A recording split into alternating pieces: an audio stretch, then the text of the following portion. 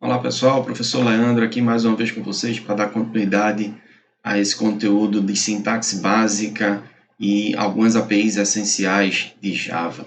Hoje a gente vai falar sobre ArrayList e a importância de se utilizar essa estrutura para a gente conseguir alavancar aí a nossa performance de desenvolvimento, já que a ArrayList permite a gente manipular uma estrutura de dados que cresce dinamicamente, diferente de um array que já foi apresentado pelo professor Vanilson.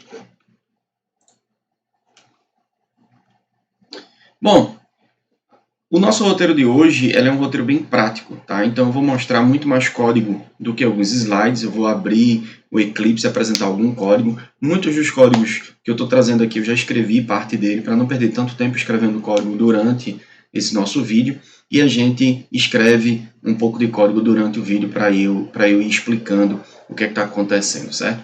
Nesse pequeno roteiro que eu criei, a gente vai falar um pouco sobre a criação e manipulação de ArrayLists, alguns métodos de ArrayLists, como usar for each com ArrayList, a estrutura de um for um pouquinho diferente, as classes chamadas de classes wrapper e o processo de boxing e unboxing, e como usar ArrayList com tipos construídos por você, classes que você constrói, como exemplo de uma classe conta, que a gente já falou em outras aulas, e a gente vai construir agora uma classe que armazena, que encapsula um array de contas. A gente tem um tipo que a gente criou, a gente vai manipular um ArrayList que armazena objetos do tipo que você criou.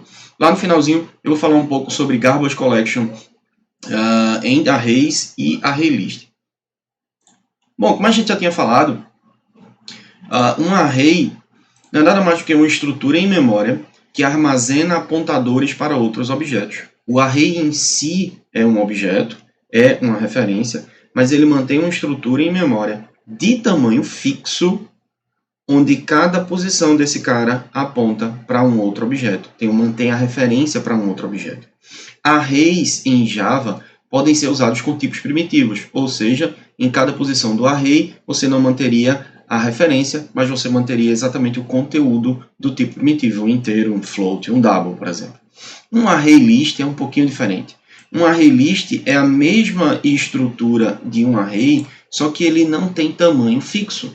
Você inicializa ele com o tamanho que você quiser, mas na verdade você pode crescer dinamicamente ou diminuir dinamicamente o tamanho do seu array a cada novo objeto que você for adicionando. A principal característica do ArrayList é ele mantém a ordem de inserção. Então, toda vez que eu vou adicionando um novo elemento, ele vai ficando lá no final do array, mantendo assim a ordem de inserção. Muita da gente chega e faz, mas Leandro, então para que danada eu vou usar um array, se eu posso usar um ArrayList e ter uma estrutura dinâmica e talvez até mais fácil de usar?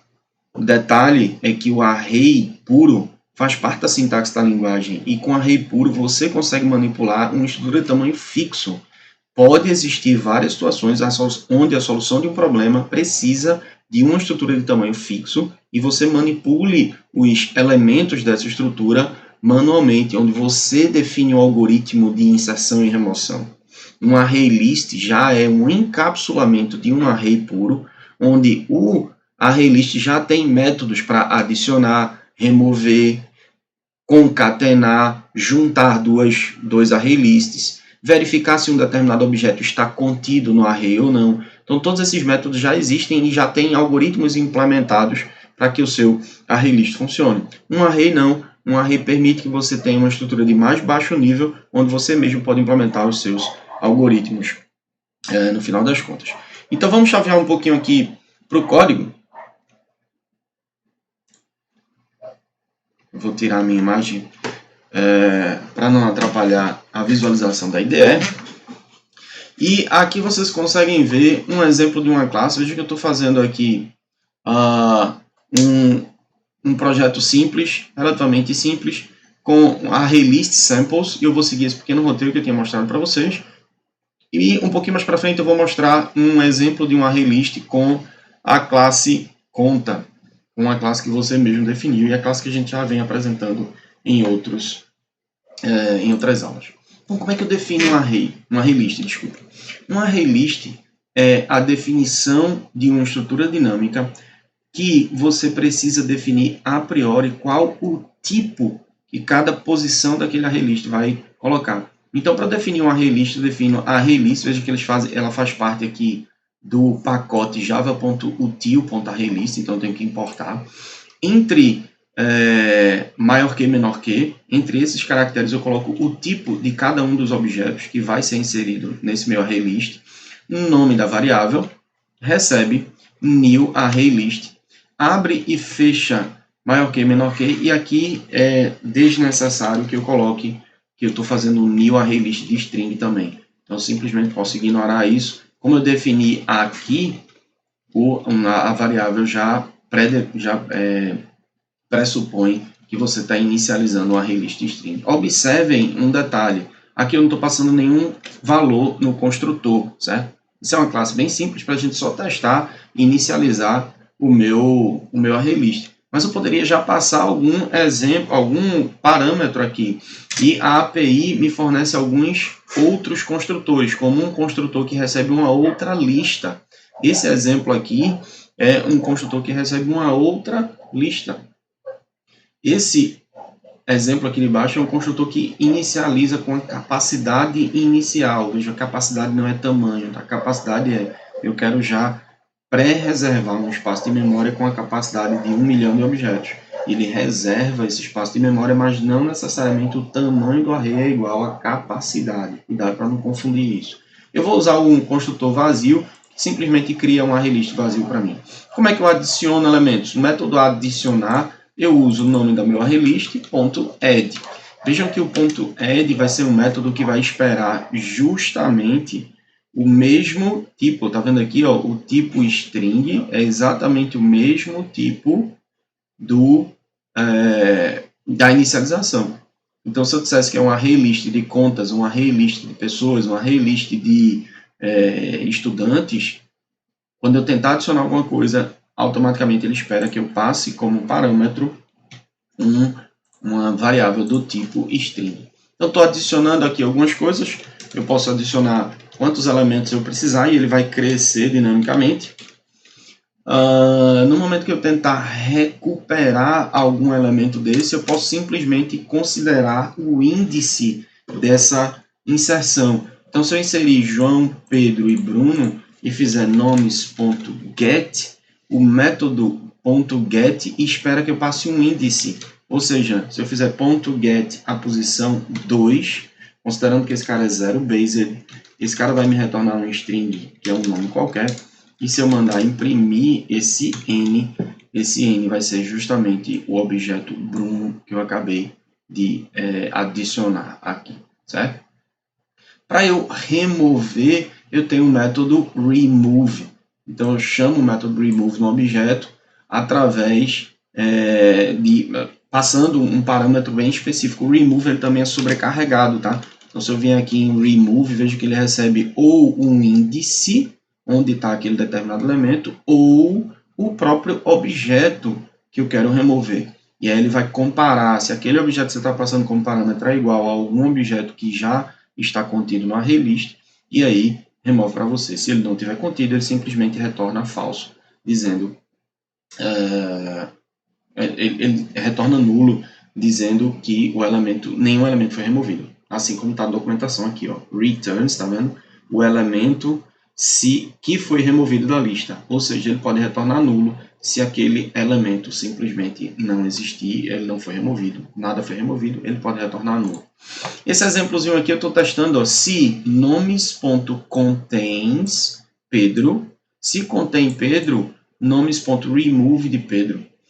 Lá no final eu estou fazendo o system.out.println nomes.size. Cuidado para não confundir esse método .size com quando você define um array puro de strings, por exemplo, nomes puro.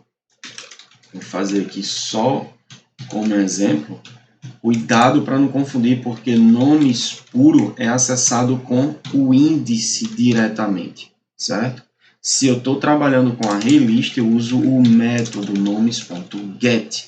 O get aí sim é um método que vai ser executado sobre array-list para retornar um determinado valor, um determinado objeto que está armazenado ali dentro. Beleza? Depois da execução desse cara, eu acabei adicionando João, Pedro, Bruno peguei o Bruno, mandei imprimir, removi Pedro, e o tamanho do meu ArrayList vai passar a ser 2, contendo os elementos João e os elementos Pedro, desculpa, Bruno, que Pedro foi removido. Eu vou mandar imprimir de vez aqui, fazer um SOut do próprio ArrayList inteiro. O próprio ArrayList, a classe ArrayList, já tem um método toString, ou seja, ele vai ter uma representação interessante para colocar, para retornar e ser impressa na tela ou fazer o que você precisar. Então, se eu executar esse cara, vejo que eu inicialmente peguei o nome Bruno, ele tinha o tamanho passou a ser 2 depois que eu removi Pedro, e o conteúdo do meu ArrayList aqui passou a ser João, Bruno. Beleza? Como é que eu concateno coisas no meu ArrayList? Existem duas formas, pelo menos. Ou eu posso fazer nomes.addAll, e um addAll permite que eu passe como parâmetro um outro ArrayList. Então, digamos que eu tivesse um novo ArrayList aqui de nomes2. Vou chamar aqui de nomes2. E vou adicionar nomes2.add Paula. E nomes2.add de Vinícius. No momento que eu fizer nomes, primeira variável que eu defini aqui em cima, .addAll nomes2, nomes vai passar a ter todo o conteúdo dele adicionado do conteúdo de nomes2. Tranquilo? E assim eu posso concatenar. Como é que eu varro o ArrayList para encontrar todos os elementos? Eu posso fazer a abordagem padrão, com o for que a gente já conhece, utilizando índices. Ou seja, detalhe que o Eclipse pode me ajudar bastante aqui, se eu fizer um for iterate over collection, e ele pode facilitar a minha vida no momento que eu disser for int igual a 0 e menor do que nomes.size, cuidado para não confundir com .length, tá? O .length é a variável de um array puro e o .size é de um ArrayList. E aí eu posso acessar, por exemplo, mandando imprimir nomes, nomes.get, naquele determinado índice i. Desculpa, naquele índice i. Ou seja, quando eu mandar imprimir, o resultado desse cara aqui no final vai ser a impressão de todo mundo, inclusive depois da concatenação, depois que eu fiz um addAll aqui. Certo? Ou seja, ele mandou imprimir todo mundo e quebrou uma linha, tá vendo? João, Bruno, Paula e Vinícius. Como é que eu faria esse mesmo for utilizando a estrutura de um for each? A estrutura de um for each, via de regra, não trabalha com índices. Ele, por definição, varre todo o conteúdo do array. Então, faria do ArrayList. Então, faria for uma determinada variável do tipo string, por exemplo, string elemento, 2 pontos, o nome da minha variável, que é o ArrayList. Quando eu faço isso, eu estou dizendo o seguinte nesse for. Elemento, em cada iteração do array, vai receber um elemento de todas as posições do ArrayList. Ou seja, para cada uma das posições, elemento vai receber a posição 0. Na próxima iteração do for vai receber a posição 1. Na próxima iteração do for vai receber a posição 2. E assim sucessivamente. Se eu mando imprimir aqui elemento, eu vou só comentar esse espacinho de código para não ficar confuso. E ele vai executar exatamente da mesma forma. Beleza? Vamos rodar aqui, só para a gente ter uma noção. E aqui, ó, tá vendo? Ele acabou imprimindo exatamente o que eu estava querendo. Bom, por que eu preciso usar uma classe chamada de wrapper? Qual é o detalhe? Digamos que eu quisesse criar um ArrayList de inteiros. Será que eu poderia fazer isso aqui? ArrayList de int, números, new ArrayList. Será que eu poderia fazer isso aqui de int? Olha o que acontece. No erro de compilação aqui está dizendo o seguinte, o ArrayList parte, via de regra, precisa receber um tipo de referência. O ArrayList não funciona como tipos primitivos. Ou seja, eu precisaria passar um tipo que representasse um inteiro. E existe uma classe que encapsula para cada tipo primitivo, a classe já encapsula o seu determinado valor. Essas classes são chamadas de classes wrapper. Então, se eu vier aqui só para trazer uma tabelinha mais fácil para vocês, essa é a representação das classes wrapper. Essa é a representação de todas as classes wrapper.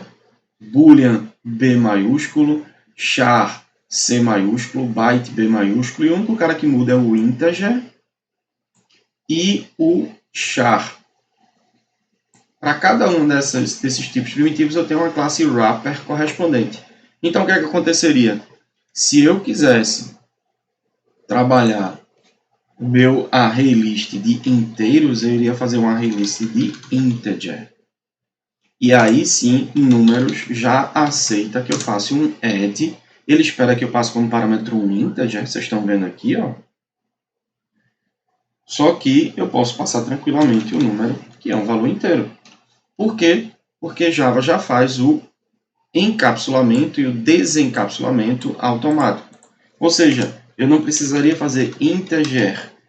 N recebe new integer. Ficaria extremamente verboso, passando um determinado número aqui como parâmetro. E aí sim, adicionar esse N qualquer aqui no meu ArrayList. Certo?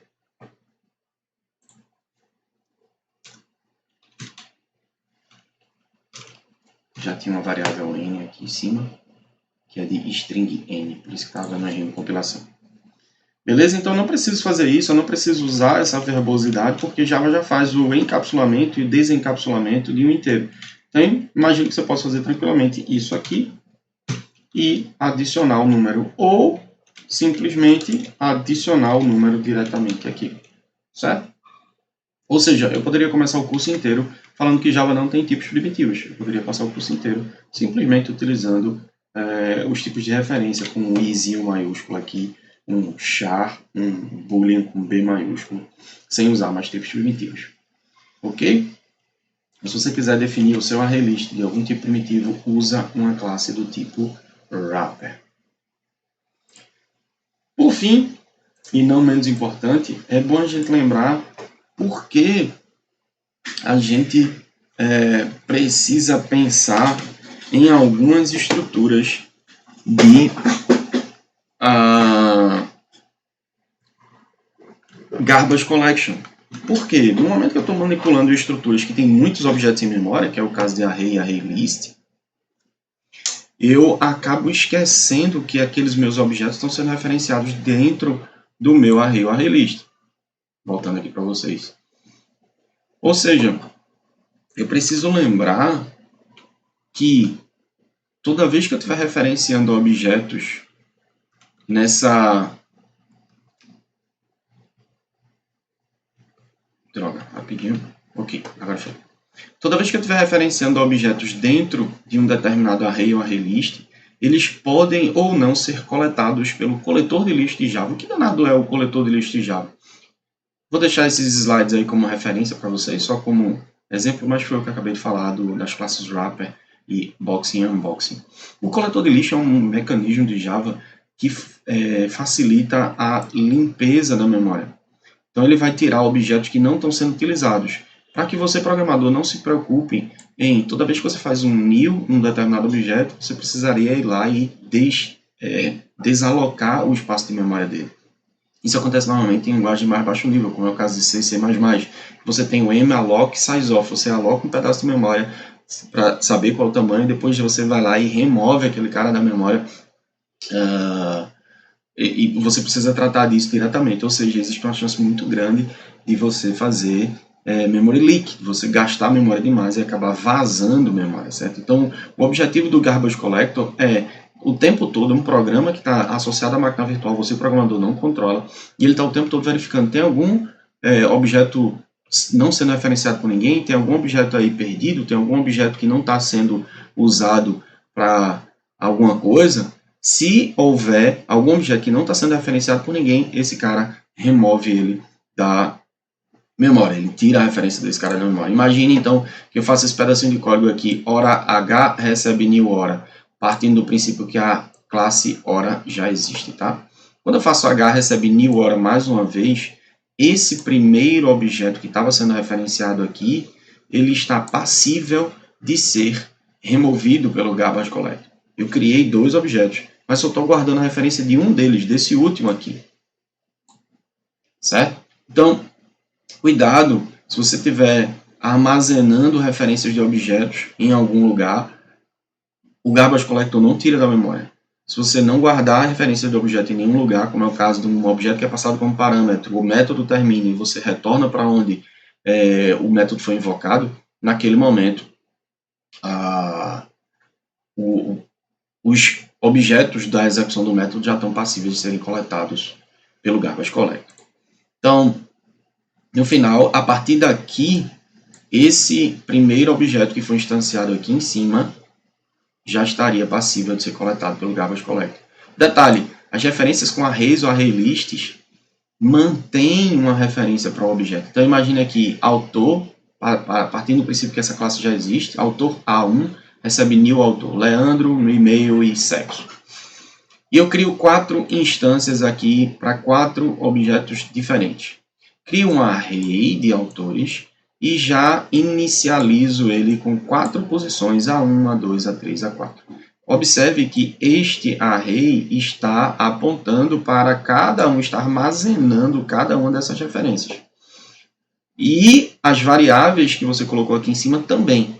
Se eu faço A3 recebe nulo, A3 vai deixar de existir, mas o array ainda mantém a referência para A3, ou seja, A3 ainda não é passível de ser coletado pelo coletor de lixo.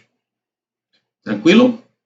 Deu para entender? É exatamente o mesmo mecanismo quando você está trabalhando com array lists. Se você tem vários objetos sendo adicionados a um array list, mesmo que você faça esses objetos que você armazenou em algum outro lugar serem nulos, se o array list armazena alguma referência, ele ainda não é passível de ser coletado pelo coletor de lixo.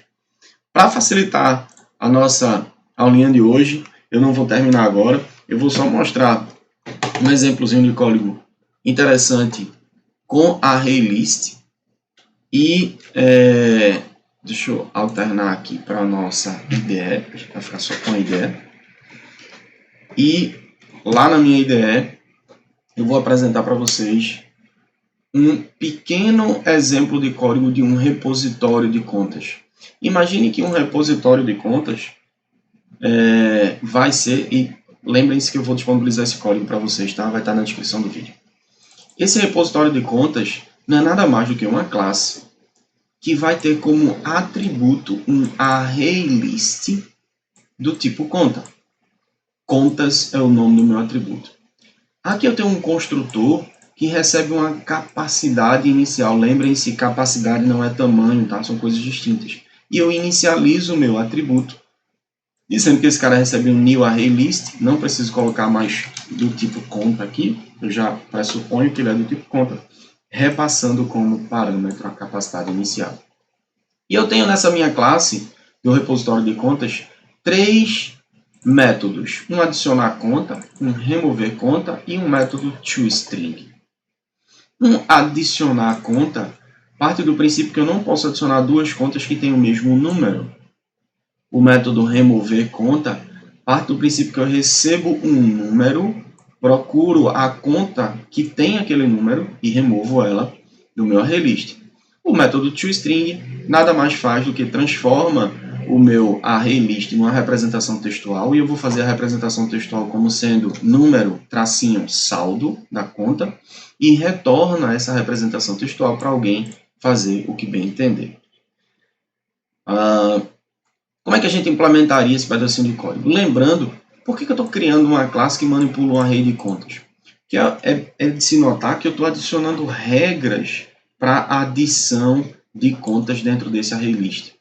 E essa responsabilidade poderia estar simplesmente envolvida ou isolada numa classe que eu estou chamando do tipo repositório. É como se nessa classe eu dissesse assim, ó, nela, tudo que eu for falar de adição de contas, a responsabilidade é dela de verificar se uma conta não tem uma outra conta já não tem o mesmo número da conta que eu estou passando como parâmetro. Então vejam que esse repositório ele não é uma classe que vai adicionar efetivamente contas. Alguém vai instanciar esse repositório e vai passar valores de contas para serem guardadas dentro dele. A responsabilidade do repositório vai ser verificar essa regrinha de negócio que eu acabei de falar, do adicionar, do remover e do toString, para simplesmente implementar um lugar que é responsável por guardar as contas direito. Eu vou só abrir a classe conta aqui para vocês já lembrarem, colocar aqui de lado. A classe conta ela tem dois atributos, número e saldo, um creditar e debitar, um getNúmero e getSaldo, não tem o método setSaldo de propósito, certo? No meu repositório de contas, então, como é que eu adicionaria uma conta verificando se aquela determinada conta passada como parâmetro já não foi adicionada no meu array, list, com um número igual.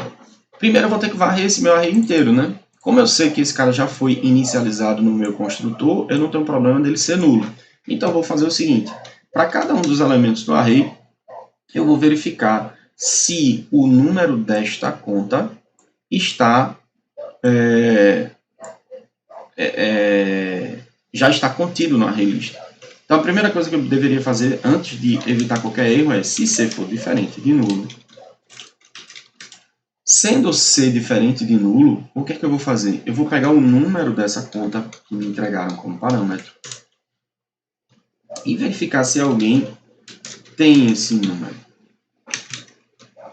Se esse número da conta existir, eu não adiciono nada, o resultado aqui já é falso e eu simplesmente saio do meu método. Se o número não existir, eu adiciono esse objetozinho da conta que me entregaram. Então eu vou varrer cada um dos elementos do meu array list, verificando o seguinte: para cada um dos elementos, for conta C dos pontos contas, isso eu estou utilizando a estrutura de um for each, para cada conta interna, para não confundir com parâmetro, tá? Para cada conta interna, verifica se interna.getNúmero.equals quem esse númerozinho que eu acabei de pegar da conta do parâmetro. Se esses caras forem iguais, eu vou guardar aqui num booleano e dizer o seguinte: existe conta igual. Recebe falso. Se eu acabei de encontrar, eu vou dizer existe conta igual. Recebe true. Certo? Vou dizer, só para não dizer que existe conta igual, existe conta com número igual. Existe conta com número igual. Se existir alguma conta com número igual, eu simplesmente não adiciono. Ou seja, o meu if aqui vai ser se não existe conta com número igual, aí sim this.contas, que é o meu arrayzinho de contas, .add, adicione essa nova continha C que eu acabei de passar como parâmetro, e o resultado, lembra, o resultado do meu método vai ser true. Significa eu adicionei. Se eu cheguei aqui e não adicionar nada, o resultado vai ficar como falso, eu vou retornar esse determinado resultado. Beleza? Implementado um add conta. Como é que seria o remover conta? O remover conta vai remover a conta cujo número é encontrado. Então, vou ter que procurar, mais uma vez no meu array, eu vou fazer um for. E eu vou fazer um for diferente agora de propósito. For int i igual a 0 e menor do que this.contas.size. Lembrem-se, tamanho não é capacidade, de mais baixo. E para cada carinha que eu for pegar, eu vou dizer o seguinte: se eu achar uma conta com o mesmo número, eu não preciso continuar procurando pelo resto do array list. Ou seja, eu vou quebrar o for. Então, eu vou fazer um novo boolean aqui de propósito para não quebrar o for com break. E vou dizer o seguinte: se número existe, recebe falso. E uma vez que eu encontrei, eu quebro o for. Para fazer isso, eu simplesmente adiciono uma nova condição aqui. Se, enquanto o i for menor do que size e não número existe, continue a procurar. No momento que eu achei o número, eu faço número existe recebe true. Ele volta para a iteração do laço e verifica, opa, não, true é falso, significa que o número já existe e eu quebro o laço automaticamente, retornando um determinado resultado. Certo? O resultado é dizendo se a conta foi removida ou não. Na verdade, eu poderia até utilizar exatamente o mesmo boolean aqui, né? No final das contas, eles vão ser a mesma coisa. Mas, no momento que eu estou procurando agora, eu vou dizer com this.contas.get aquele determinado índice. Eu peguei uma conta, com essa conta na mão eu vou comparar se o número dela, só para vocês não confundirem, eu vou fazer aqui conta C recebe isso, e se c.getNúmero.equals o número entregue como parâmetro, o que é que eu faço? Eu quero remover aquele índice da conta, certo? Detalhe, eu não devo fazer remoções dentro de um for, isso dá um problema sério, porque o for é uma estrutura de loop, e ele vai continuar a executar mesmo você removendo elementos. Então, sai do for, guarda o índice e remove somente depois do for, tá? Beleza? Então, o que é que eu vou fazer aqui? Se existe um número que é igual, eu vou fazer o número existe recebe true, e por acaso o i vai estar com o valor que a gente está querendo saber, que é justamente o índice da conta que eu acabei de encontrar. Então, eu vou só declarar esse fora do for para poder enxergar ele. E aqui eu faço, ao invés de int i, eu digo i igual a 0. Eu declaro fora do for para enxergar ele fora do for, fora do escopo, certo? No momento que eu encontrei esse número, aí sim eu removo a conta. Então, se número existe, this.contas.remove, e eu estou removendo neste determinado índice que eu acabei de encontrar. Tranquilo? Se o número existe, eu removi, agora sim, resultado recebe true. Significa que eu estou realmente, efetivamente, removendo a conta. Se nada disso aconteceu aqui, o resultado vai continuar falso e eu vou retornar dizendo não removi ninguém. Tranquilo? O método toString, veja que eu estou implementando a classe inteira para depois testar ela, tá? O método toString, agora, eu quero fazer uma representação textual da minha conta, desculpa, do meu repositório. Eu quero que quando alguém tentar imprimir o repositório inteiro de contas, ou pegar essa representação textual e fazer alguma coisa, por acaso eu quero imprimir, eu quero que esse cara me retorne uma representação textual que nada mais vai ser do que a concatenação dos números e os saldos de todas as contas.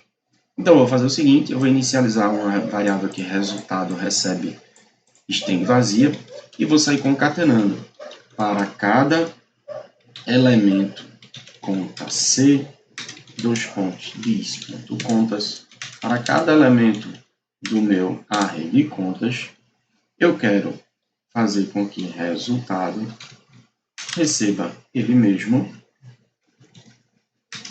concatenado com a c.getNúmero mais pipe, aqui salve dois pontos, concatenado com c.getSal. E eu vou, de propósito, quebrar uma linha, tá, um barra n aqui, concatenar com um barra n, só para a gente entender que o resultado está concatenando e quebrando a linha, concatenando e quebrando a linha. No final, eu retorno esse determinado resultado. Observe, mais uma vez, eu deixei aqui escrito o toString não imprime nada.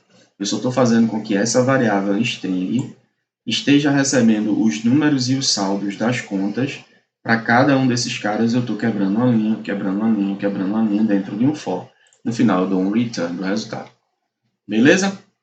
Vamos alternar aqui para uma classe que eu estou chamando de banco. E essa classe banco nada mais vai ser do que um teste do repositório de contas. Eu vou instanciar o meu repositório primeiro. Vejam a instanciação do repositório. Repo, new repositório.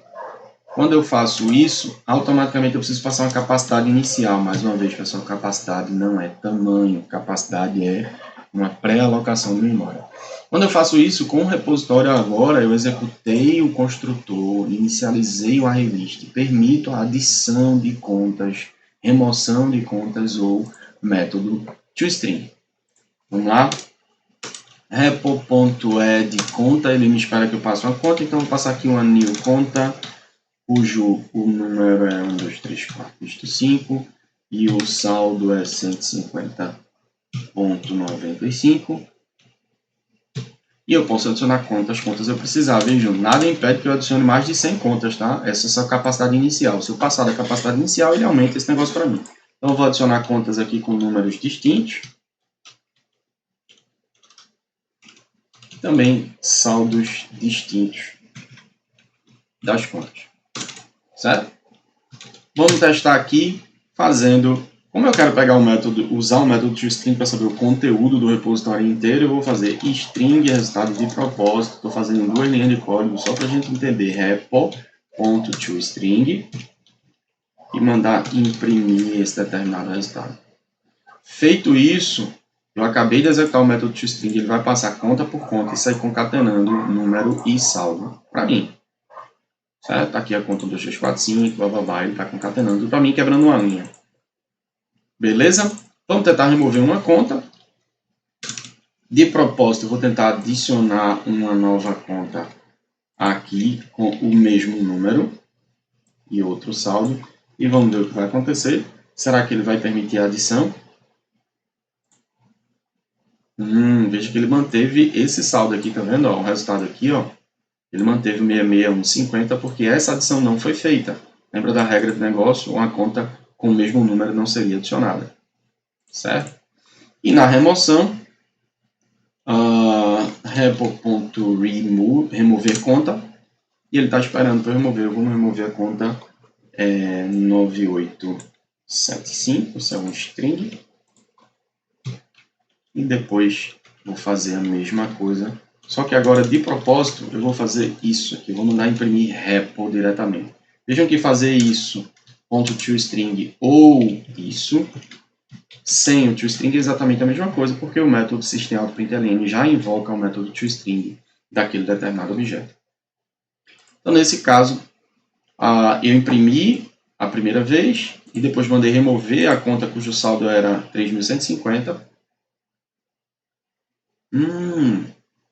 Olha o que está acontecendo. Tem algum errinho na implementação da gente. Vamos lá ver. Ele deveria ter removido essa conta de saldo 3.150, mas removeu a conta logo depois, com o índice logo depois. Vamos ver se o método remover conta tem algum errinho aqui. I igual a 0, pega a conta na posição I.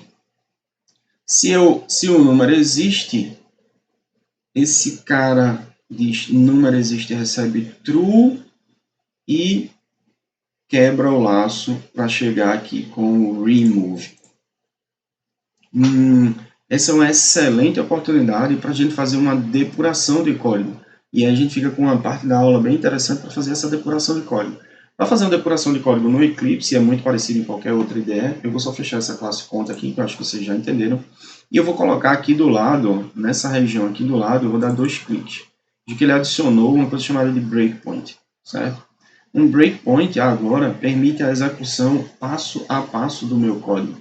Então eu vou lá no banco, eu vou mandar rodar, só que ao invés de mandar executar aqui no meu play, eu vou mandar executar com um debug, aqui do lado, certo?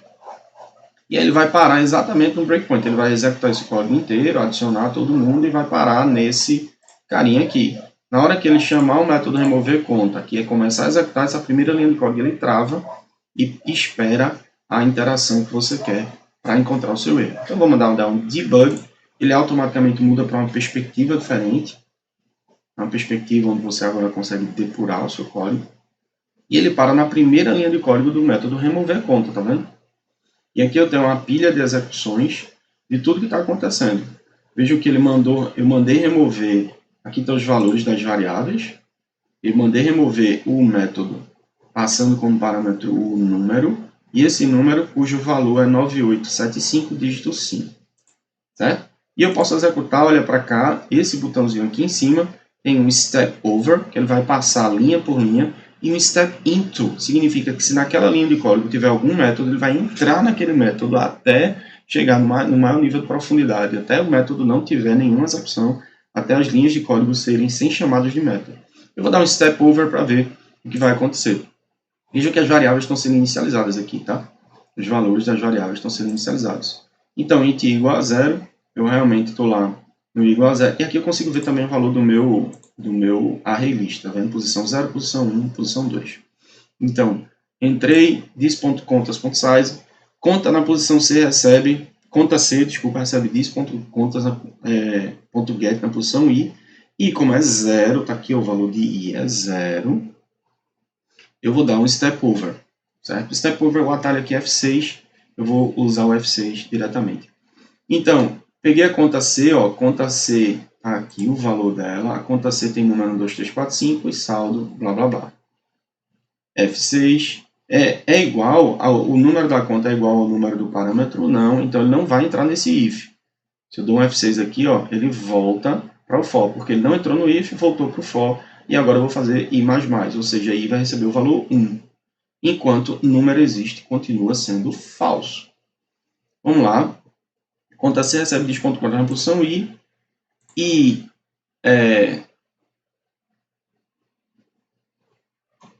1. Eu vou pegar dis.contas na posição 1, olha aqui, ó, que vai me dar a conta cujo número é o número que eu estou procurando, ó, esse é o número do parâmetro, esse é o número da conta, e o if ele vai entrar agora. Mais uma vez F6, opa, realmente o número existe. Qual foi o meu erro?